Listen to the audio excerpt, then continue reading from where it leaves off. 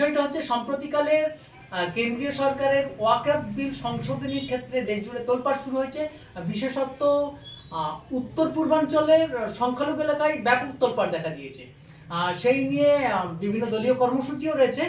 সেই ব্যাপারেই আমরা মুখোমুখি মধ্যমণিতে এই মুহূর্তে এসে উপস্থিত হয়েছি গ্রামীণ হাওড়ার তৃণমূল সংখ্যালঘু সেলের সভাপতি জুবের আলমের কাছে। তো জুবের দা, বিল ওয়াকফ সম্পর্কে অনেকের ধারণা নেই, এটা কি বলা যেতে পারে যেমন হিন্দুদের দেবত্ব সম্পত্তি থাকে এটা মুসলিমদের ঠিক তাই? দেখুন, হিন্দুদের যে দেবত্ব সম্পত্তি থাকে সেটাও সেখান থেকে বিভিন্ন ট্রাস্ট গঠন করা হয়।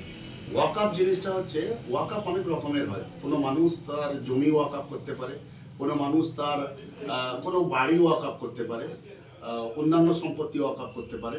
তো ওয়াকফ যিনি করেন তাকে ওয়াকিফ বলা হয়। আর এই মুহূর্তে মানে সারা ভারতবর্ষের সব থেকে বেশি সম্পত্তি যাদের হাতে আছে সেটা হলো ভারতবর্ষের মিলিটারিদের হাতে, দ্বিতীয় স্থানে আছে ভারতীয় রেল, এবং থার্ড লার্জেস্ট তৃতীয় স্থানে রয়েছে ওয়াকফ সম্পত্তি। এটা মুসলিমদের সম্পত্তি, সংখ্যালঘুদের সম্পত্তি। এই ওয়াকফ সম্পত্তির ওয়াকফ বোর্ড থাকে, ওয়াকফ বোর্ডের মাধ্যমে এটা পরিচালনা করা হয়ে থাকে। এবার ওয়াকফ বোর্ড থেকে যারা ওয়াকিফ থাকে সেখান থেকে একটা মাতোয়াল্লি ঠিক করা হয়। মাতোয়াল্লি মানেটা কি হচ্ছে, মাতোয়াল্লি মানেটা কি হচ্ছে যে এই যে একটা কমিটি তৈরি হয়ে থাকে সেখান থেকে একজনকে নির্ধারণ করা হয়, তাকে মাতোয়াল্লি বলা হয়, তিনি এটাকে পরিচালনা করে থাকেন। 1995 যে ওয়াকফ বিল আছে সেই আইন অনুযায়ী এই এখন পর্যন্ত আমরা দেখে এসেছি যে এটা নিয়ন্ত্রিত হয়ে আসছে, ওয়াকফ বোর্ডের হাতেই আছে। এখন তোলপাড়টা শুরু হলো কেন? তোলপাড়টা শুরু হওয়ার অন্যতম কারণ হচ্ছে এই সম্পত্তি মানুষ, ধর্মপ্রাণ মুসলিম বলুন সংখ্যালঘুরা যখন ওয়াকফ করে সেই সম্পত্তি কিন্তু তারা নিজের থাকে না। এই সম্পত্তি তখন আল্লাহর হস্তে দান করে দেওয়া হয়, মানে আল্লাহর সম্পত্তি হয়ে যায়। সেই সম্পত্তি থেকে কি হয়, সেই সম্পত্তি থেকে আপনার দেখবেন স্কুল কলেজ হচ্ছে, সংখ্যালঘুদের উন্নয়নের জন্য হাসপাতাল তৈরি হয়ে থাকে, আরও অন্যান্য সার্বিক উন্নয়নের খাতে এগুলো ব্যবহার করা হয়ে থাকে। আচ্ছা, এই যে সংখ্যালঘু বিল সংশোধনী হলে এই যে সংখ্যালঘু সম্পত্তি দিয়ে সমাজ কল্যাণমূলক কর্মসূচি হয় আপনি যেগুলো বললেন, এতে সংশোধনী বিল আনলে কি এই সমাজ কল্যাণমূলক কর্মসূচিতে কিছু ব্যাঘাত ঘটবে বলে মনে হয়? এটাই তো আশঙ্কা করা হচ্ছে। তার কারণ হচ্ছে এই সম্পত্তিটাকে বকলমে হাতিয়ে নেওয়ার জন্যই তো এই বিল আনা হয়েছে বলে মনে করছেন সংখ্যালঘুরা, এটাই তো মনে করছে। তার কারণ হচ্ছে দেখুন, এটা যে সমস্ত সংশোধনীগুলো আনা হয়েছে তার মধ্যে সব থেকে গুরুত্বপূর্ণ যে বিষয়টা হলো, সেখানে একজন এই কমিটি একটা গঠন করা হবে এবং সেই কমিটিতে একজন ডিস্ট্রিক্ট ম্যাজিস্ট্রেট থাকবেন, এবং কোনো মানুষ যদি ওয়াকফ করে সেটা 6 মাসের মধ্যে এটা পুরো সম্পূর্ণ প্রক্রিয়া সম্পূর্ণ করতে হবে। 6 মাসের অতিক্রান্ত হয়ে গেলেই সাথে সাথে কিন্তু সেটা আর ওয়াকফ বোর্ডের হাতে থাকবে না, সেটা সেখান থেকে সরকার অধিগ্রহণ করবে। তাহলে এটা তো বকলমে এটা যে ব্যবসায়ী মাথা। আচ্ছা, বিশেষ করে একটা জিনিসের উপর বারবার বলা হচ্ছে যে কমপক্ষে দুজন মানে হিন্দি ভাষী কাউকে থাকতে হবে। এটা তো একটা মানে হিন্দিত্বকে চাপিয়ে দেওয়া বলে মনে হয়। এটা আমরা তো আশঙ্কা করছি আমাদের বাঙালির অপমান, যেখানে যে ভাষাভাষীর মানুষ, বাঙালি নয় অন্যান্য প্রভিন্সেরও। হ্যাঁ, আমি ওটাই বলছি, আমাদের পশ্চিমবঙ্গের জন্য বললাম, আমরা বাঙালি, আমাদেরকে এখানে দেখুন যেই প্রভিন্সে যেই ভাষাভাষীর মানুষজন আছে সেখানে সেই কমিটিতে তারা থাকবে। হঠাৎ করে বাংলায় দুজন হিন্দি ভাষীকে চাপিয়ে দেওয়া হবে কেন? এটা কেন করা হবে?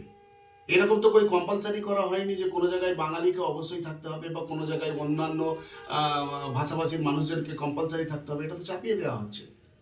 তো যাই হোক, এই নিয়ে আপনারা দেখছেন বা বিভিন্ন সংবাদ মাধ্যমে চোখ রাখছেন, তোলপাড় চলছে। তোলপাড়ের মধ্যে বিভিন্ন সরকার তথা রাজনৈতিক দল, পশ্চিমবঙ্গে যেহেতু সরকার তথা রাজনৈতিক দল সক্রিয়, মানে তৃণমূল দলের সরকার চলছে, এই সরকার আপনাদের দলীয় প্রতিবাদ সভার বাইরে সরকার কিভাবে এটাকে হ্যান্ডেল করবে?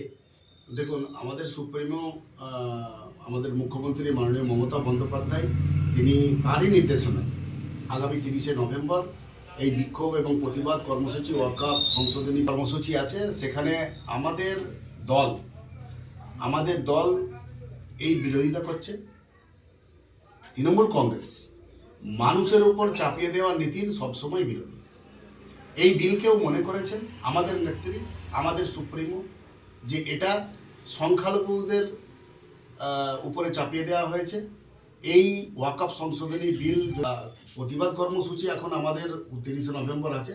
নেত্রী যেটা নির্দেশ দিয়েছে এতটুকু পর্যন্তই আমরা এই বিক্ষোভ কর্মসূচি 30শে নভেম্বর আগে আমরা এই বিলের বিরোধিতা করে আমাদের যে কর্মসূচি রাজনৈতিক কর্মসূচি সেটা করা হবে।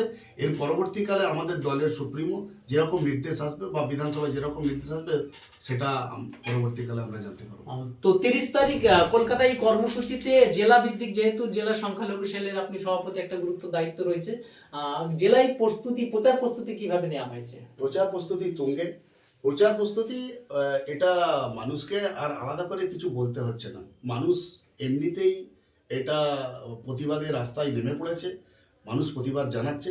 আর মাননীয় মুখ্যমন্ত্রী মমতা বন্দ্যোপাধ্যায় যেই কর্মসূচি নেন সেই কর্মসূচির জন্য আলাদা করে কোনো প্রচার প্রসারের প্রয়োজন হয় না খুব একটা। তবুও আমাদের গ্রামীণ জেলার যিনি মন্ত্রী আছেন মাননীয় পুলক রায় মহোদয় এবং আমাদের গ্রামীণ জেলার সভাপতি অরুণাভ সেন রাজাদা, বিধায়ক বাগনান কেন্দ্র, তারা এবং সমস্ত বিধায়কদের সঙ্গে আলোচনা করে সেই হিসাবেই আমরা আমাদের যে প্রস্তুতি আছে এই প্রস্তুতিতে প্রত্যেকটা ব্লকে ব্লকে প্রস্তুতি সভা চলছে 30শে নভেম্বরে রানী রাসমণি রোডে কলকাতা যাওয়ার উদ্দেশ্যে। তো বুঝতেই পাচ্ছেন এই 30 তারিখে যে কলকাতায় কর্মসূচি হতে চলছে, যেটাকে সাধারণভাবে তৃণমূল নেতৃত্ব বলছেন যে একটা ঐতিহাসিক প্রতিবাদ কর্মসূচি।